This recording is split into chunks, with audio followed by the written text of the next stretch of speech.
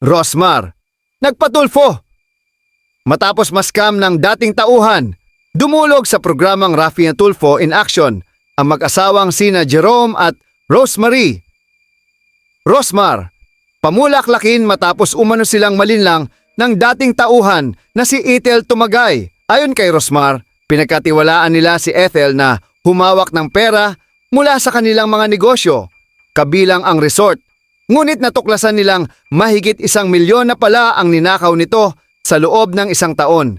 Kwento ni Rosmar, naging tuso si Ethel matapos kunin ang kontrol sa mga group chat ng operasyon ng resort at manduhan ang mga empleyado upang sa kanya mapunta ang mga bayad ng mga kliyente.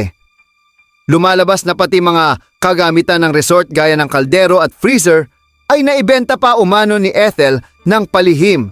Nang ipatawag sa RTIA, inamin ng mag-asawa na natakot ang ilang empleyado na magsumbong dahil tinatakot daw sila ni Ethel na masisibak sa trabaho. Napag-alaman din ng programa na dati nang nambiktima si Ethel sa iba pang kumpanya kung saan siya ay nakatangay ng daan-daang libong piso.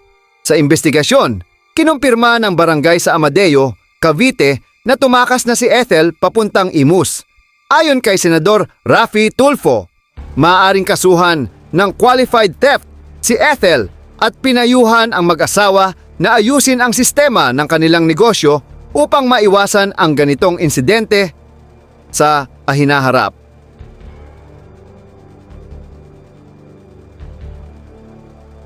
Meron daw po siyang abono na parang nasa 14,000.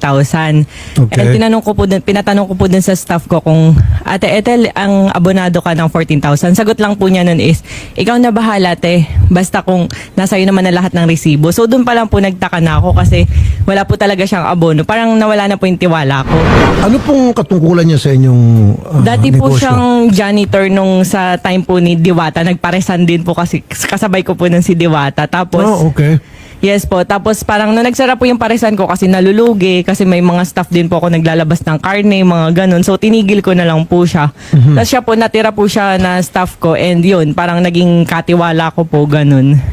So yung mga pera na dapat mapunta po sa negosyo ninyo sa inyo, napupunta sa kanya? Opo, kasi Paano po nagagawa yun? sabi ko po, lahat ng payment dun sa mga segunda mano items po na binabenta ko, sa akin po, sa GCash ko and sa bangko ko po lahat isesend.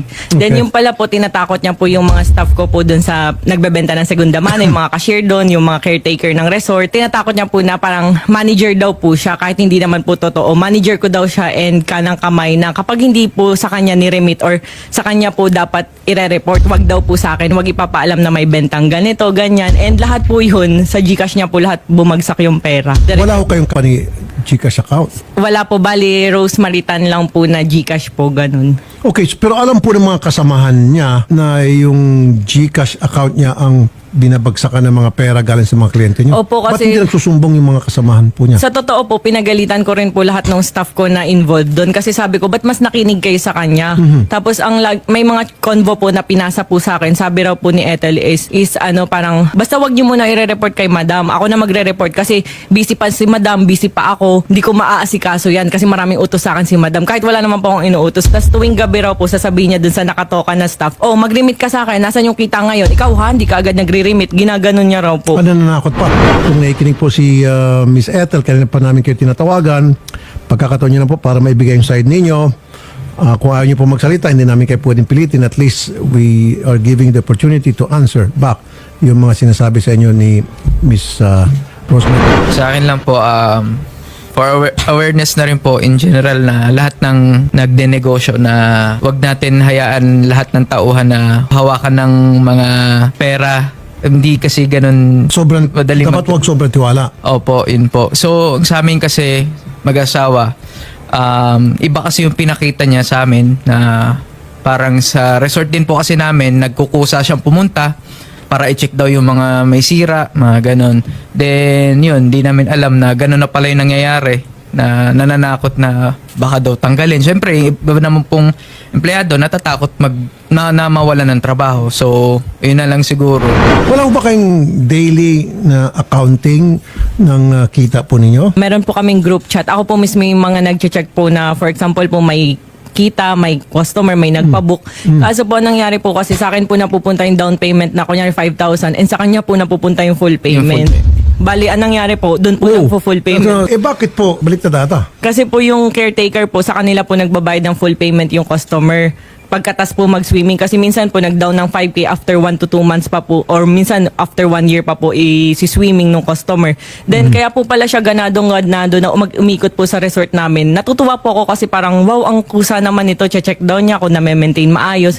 Yung pala yun po yung time na minamanduhan niya po yung mga caretaker doon. And dito ko lang din pong, siguro po last week ko lang po din nalaman na sa kanya po pala napapasa, pati po yung kita ng resort. Parang, Pero honestly po, may problema din po yung mga ibang kasamahan yes po. ni Ethel. Kasi parang mas natatakot pa sila Okay. sa kanya kaysa sa inyo, kayo mismo nga may-ari. Opo. Kasi po sobrang bait ko po kasi sa kanila. Never po akong nagsigaw or nagmura or nagano po ng tauhan. Yan yung problema kasi kapag sobrang bait mo at sobrang tiwala ka sa mga tao, darating panahon na talagang lulukuhin ka 101%. Yung too much, pangit. Okay lang, medyo mabait ka. Hindi ka nang api ng empleyado, pero papakita kang sobrang kabaitan tulad sa kanila. Okay, kayo po mga kapagpatunay na itong si Ethel ay ng scam kina Miss Rosemary at saka Sir Jerome. Opo, ganun na nga po. Pero alam niyo po ito noon pa.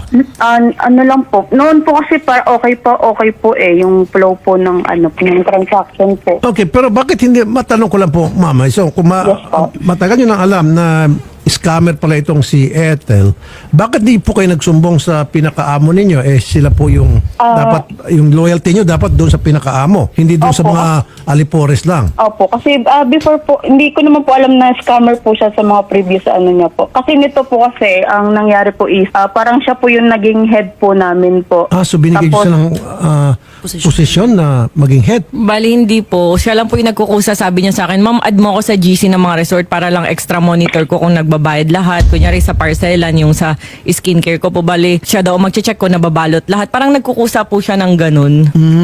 Yung pong mahigit 1 million, gaano katagal? Sa buong stay niya po sa akin na 1 taon mahigit po. Malaki-laki yan. ha? Bukod pa po dun, sir, may cash. Parang 100,000 a Mga month? cash din. May mga cash Meron pang transactions cash, sir. din po. Meron pang cash. Yes, and chinek ko po yung GCash transaction. Nakita ko po puro casino, playtime, parang mga ganun. Oh, doon siya nalulungsi sa kabisyo. Yung casino, yung sugal-sugal online. Yes. Opo. Yeah, diyan nga marami nagdidispalko. So nasa na po itong si Ethel? Nasa kanila po, sa Amadeo, Cavite po. Anong trabaho niya doon ngayon? Bali, wala po. Kakatanggal lang. Kakatanggal lang po sa amin. Sinibak niyo talaga. Opo. Hindi naman po totaling ganun kasi dapat magkikita po sila ng HR kasi for investigation siya. Kaso po ayun, di na po nakipag-meet po sa HR. Natakot po siguro. Natakot na. Siguro po. Chairman Pedro, sir. Good afternoon po, sir, Chairman. Good afternoon po, sir. So, Chairman, pinunta niyo po yung bahay ni Miss Ethel Tungagay. Opo. Nabutan niyo po siya doon o wala siya doon? Kaninang umaga pa raw po siya umalis na ando po raw sa Imos, Cavite. Okay, sa inyo pagkakaalam, ano pong trabaho niya ngayon at meron hubang mga ibang tao na nagreklamo din sa inyo na pumunta sa barangay? Wala naman po, kundi si Ma'am Rosmar po wala. Okay. So sir, kapag nakita nyo siya, sabihin nyo po na hinahanap namin siya para makausap at pwede ho siyang kumontak sa amin para makuha din namin yung kanyang pahayag at syempre pag tumawag sa amin, tatawagin namin muli itong si Miss Rosemary, si Sir Jerome para pag-usapin sila at makita natin at timbangin yung mga pahayag nilang pareho. Okay po, sir. Opo. Salamat po, Chairman. Ba't di po sampahan na lang ng kaso ito? Kasi ay makipag-usap sa atin, so wala kayong balak sampahan ng kaso itong Bali estafa. po, sure naman po na O qualified theft siguro. Yes po. Qualified Bali, na. nag-contact na po ako sa abogado ko po and magpa-file po kami ng kaso. Kaso ang kinakatakot ko lang po kasi is baka may mabiktimang kasunod. Kasi before po sa akin, yung Meron datihan ng niya iba. rin pong pinagtrabahuhan na tile center, within 1 month po na nagtrabaho siya, sa loob lang po ng 1 buwan, naka parang 250,000 daw po si Ethel doon. Oh! Kinontak po ako nung mga pinagtrabahuhan before. Tapos Nag-trending after yung po post. nung tiles, next naman po is parang restaurant, 198,000 naman daw po sa loob ng 2 buwan. Legit na scammer pala to kung ganon. Tapos matagal na raw po nila akong kinokontak. Kaso, ang lagi ko po kasing minsan natatag, kunyari for example, for inquiry reply kay Ethel, ganyan-ganyan. Akala niya po is parang yun na yung pinakamataas after sa akin. So parang hinaharang daw. Bibili nga po sila ng used items, yung mga segunda manong paninda ko.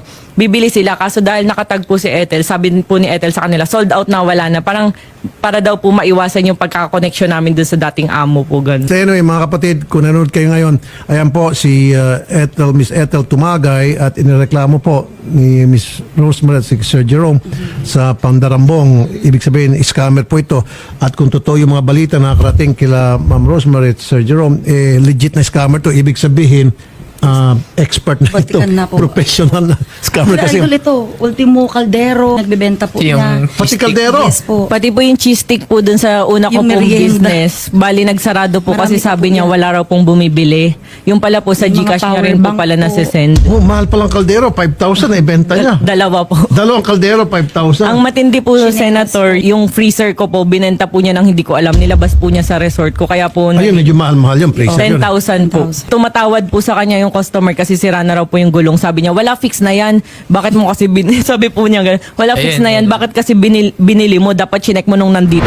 Pero teka muna ma'am. Okay sir. Siyempre pag ilabas niya yung freezer, may kita siya ng mga tao, kasamahan o Yan, guards. report po yan, sir, nung guard. Yung picture po. Kaso dahil sa sobrang busy ko, hindi ko po nakita yung picture na Hindi, pero nag-update. bakit hindi pinipigilan ng sa loob kayo ng village? Hindi po, bale, business po, Sa commercial Okay, po. business.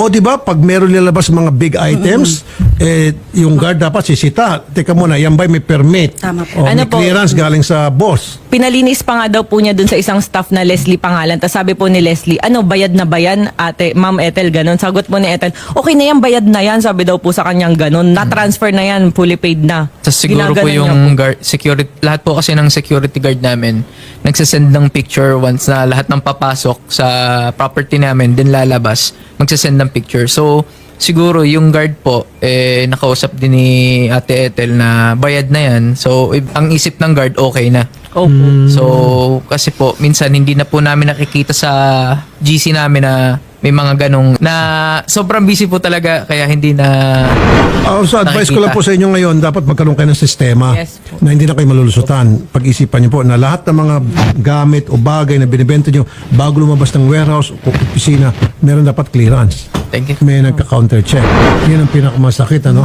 Tapos yung kanina na ano ko doon, bulabang yung ulo ko, utak ko yung down payment sa boss, yung full Full sa final kanya po. payment sa kanya, o parang nabaliktad, parang siyang pinaka-bossing doon.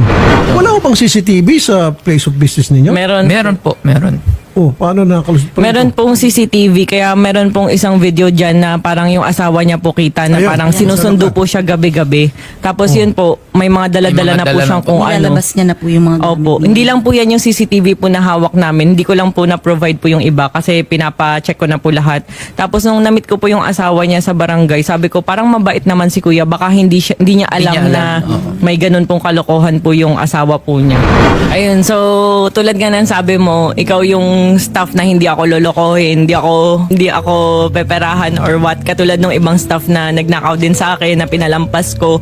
So medyo masakit kasi dahil nga parang every time na mag-open ako ng business, akala ko todo support ka na, ma'am, ako bibiling ko yung mga kulang, ganun. Tapos yung pala, meron ka palang rason kaya parang gusto mong asikasuhin yung mga kulang, yung mga kailangan bilhin. So sabi ko nga nung birthday mo, di ba sinurprise pa kita ng cake? Sabi ko sa'yo nun, sabi ko dun sa vlog ko nun is parang kahit birthday niya, jumuti pa rin siya. Tapos sinurprise kita nun ng cake, nagpalechon pa ako, ganun. Di ko lang akalain na gagawin mo sa akin. And ayun, sabi ko nga, siguro kung nagsorry ka sa akin nung sinabihan kita na hanggang alas 4 bago ako pumunta sa polis, umamin ka sa kasalanan na ginagawa mo sa akin. Pero hindi ka pa rin umamin, wala pa rin pag-amin. Hindi rin ako nakakuha ng sorry. Wala man lang ganun. So ayun, kaya ako nandito para wala ka ng malokong iba kasi masakit talaga bilang amo na nagtiwala. Inamin ko may pagkakamali ako pagkukulang. Alam mo yung kasalanan mo? Yes po, na hindi ko po Hindi, kasi napakabait nyo. Yan po yung kasalanan nyo at napaka mapagkatiwala masyado. Pinagluluto ko pa nga po sila ng pagkain, binigyan ko Oh. pa siya ng cellphone. Sa totoo nun, Ang sir, grabe na ito. Sir Ibang Ravi, level na. madami na ring sa taon namin sa business, madami na ding mga tauhan na Nagnakaw. napanimala, napatunayan naming may kinuha sa amin. Hindi kinakasuhan? Naawa po kami. Ayan sinasabi ko. Kasi ito, sir, ma'am. Hindi, kasi yung kabaitan ng tao dapat hindi pinagsasamantalahan. Meron talaga mga tao na pag nakita nila na mabait ka, they'll take advantage. In your case, kasi dapat may nasasampulan Kasi kung sa first time pa lamang may nanloko sa inyo at sinampan nyo ng kaso, medyo magdadawang isip yung mga natitira doon na may kunting criminal mind. Sir, maiba ko lang po. Nung dalaga pa po ako, meron pong staff na nagnakaw po sa akin sa kaha ng 100 pesos. Alam po niya, inakwento ko sa kanya kanya. Pinakulong ko po yun. So 10 months po dun sa kulungan. E naawa po ako nun na parang lumalaki yung baby na hindi kasama yung tatay. Pinawalang sala ko na po. Alam po Okay. niya yun na may natuluyan na rin po ako na staff. Kumbaga, hanggat kaya mong umamin sa kasalanan mo, hanggat kaya mong magbago, mapapatawad ka namin. Okay, kasi tao lang naman Tao tayo. lang lahat. din naman po, nagkakamali. Hanggat kaya po ng pangunawa namin, talagang iniintindi namin. Kagaya po nung meron kaming milk tea shop sa Sampaloc, Manila. Pandemic po nun. May mga pumapasok naman pong kita. Kaso nga lang po, nagtataka kami bakit sa linggong to halos walang pumapasok. Pero may nakikita namin, may mga customer. So, kinausap po namin, nag-open forum po kami lahat ng tauhan. Then, tinanong namin, bakit walang ganito, walang kita? So, baka may gustong umamin sa inyo. Tapos, umamin po yung isang tauhan namin na yun nga daw po, na kumupit siya ng 3,000, 4,000, mga ganyan. So, ang sa amin, pandemic kasi, alangan namang pabayaan sa kalsada, walang transportasyon nung mga panahong yun. So, ang ginawa po namin, then sana wag na lang maulit, pero dito ko pa rin sa amin. Hindi po Ganun namin tinanggal. Hindi namin tinanggal. Uy, mabait talaga kayo.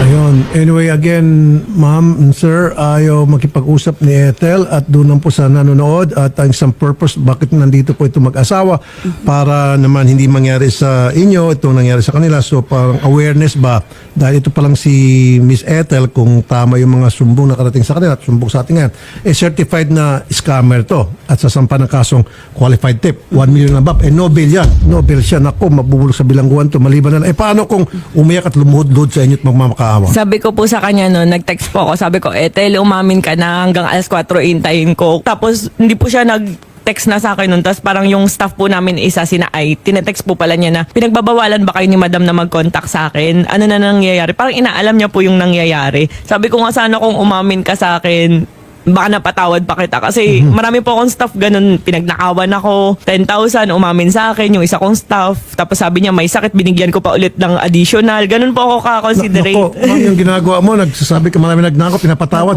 Baka dadagsain ka ng mga aplikante ka na medyo ibang nasa utang. Ayun, ate, sana nung una, kaya ka pa naming mapatawad, pero sa ngayon kasi, parang kami na yung naghahabol sa'yo. So, ayun, sana harapin mo na lang yung mga consequences na sa mga nagawa mo. Then, para na rin sa ibang tao, maging maingat po tayo sa mga pinapatuloy natin sa ating tahanan. Yun lang po. Mahirap pag-alaga ng ahas. Yes, sabi ko nga po, year of the snake po kasi. Oo, nako, cobra pa ito. Black mamba at saka cobra pinagsama. Tuka. Anyway, sige. Salamat po, Sir Jerome at Ma'am Rosemary sa pagpunta at ito po'y kakalat to at magkakaroon ng awareness ng lahat. Wala nang kukuha dito. Lilit na mundo niya, wala nang kukuhang employer sa kanya. Ang pinakamaganda rito, kung itutuloy-tuloy niyo, huwag kayong umatras, makukulong to certified na magiging preso. Salamat po sa inyong dalawa. Maraming Magandang salamat. hapon po, sir. and ma'am. Thank you. Thanks, sir.